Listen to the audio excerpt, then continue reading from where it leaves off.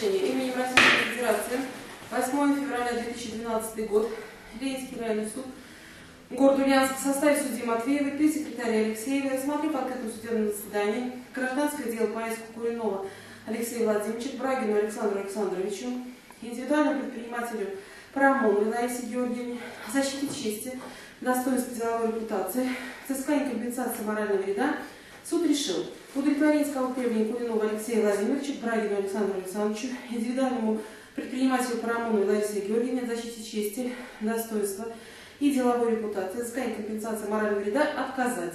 Решение может быть обжаловано в Ульяновский областной суд через Ленинский районный суд в течение месяца с момента изготовления решения суда в окончательной форме. Судья Матвеева.